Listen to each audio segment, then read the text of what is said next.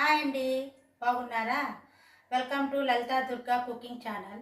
ఈరోజు అల్లం వెల్లుల్లి పేస్టు తయారు చేయడం ఎలా చూపిస్తానండి. బయట షాపుల్లో కొనే కంటే ఇంట్లో మనం చేసుకొని ఫ్రెష్గా పెట్టుకుంటే బాగుంటుందండి. 3 months దాకా నిల్వ ఉంటుంది.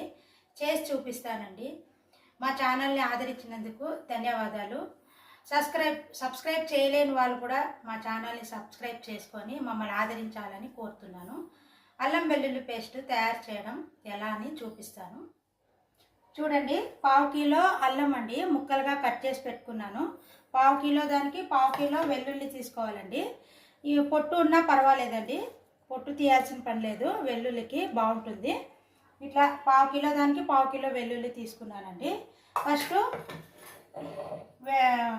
అల్లం ముక్కలు మిక్సీ కొట్టుకుందామండి. మిక్సీ కొట్టుకొని తర్వాత నా దగ్గర పల్లి నూనె ఉందండి, పల్లి నూనె వేస్తాను.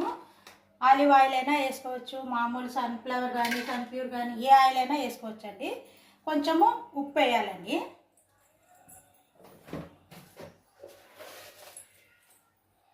ఇంత చాలండి ఉప్పు, పిటికెడు ఉప్పు వేసి నీళ్ళు లేకుండా కొట్టాలండి, నీళ్ళు వేయకూడదండి. అందుకే నేను పల్లి నూనె వేస్తున్నాను.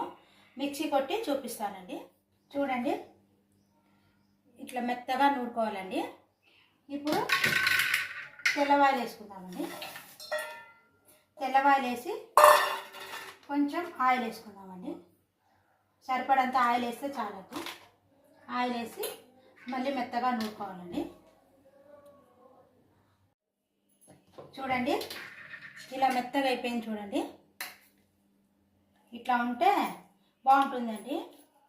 ఇట్లా మెత్తగా చేసుకోవాలండి. నూనె మీరు ఏ నూనె అయినా వాడచ్చండి. నూనె వేసుకొని కొంచెం పిటికెడు ఉప్పు, అల్లం వచ్చి బాగా నీట్గా కడుక్కొని చెక్కు తీసి నీట్గా ముక్కలు చేసుకోవాలండి.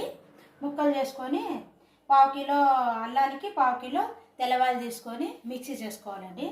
ఇలా చేసుకొని స్టోర్ చేసుకుంటే మనకి ఎప్పుడు కావాలంటే అప్పుడు తీసుకోవచ్చండి. బయట కొనుక్కునే దానికంటే మన ఇంట్లో తయారు చేసుకుంటాం కదండి, బాగుంటుందండి. ఈ స్థానంలో ఆలివ్ ఆయిల్ వేస్తే కూడా ఇంకా బాగుంటుందండి. నేను పల్లి నూనె వేసినాను, సన్ఫ్లవర్ కానీ సన్ప్యూర్ కానీ ఏది ఆయిల్ ఉంటే అది వేసుకోవచ్చండి. చూడండి చూడండి, ఇట్లా ప్లాస్టిక్ దాంట్లో స్టోర్ చేసి పెట్టుకుంటే 3 నెలలు అయినా కానీ ఉంటుందండి. మన వాడకం దాన్ని బట్టి ఉంటుంది.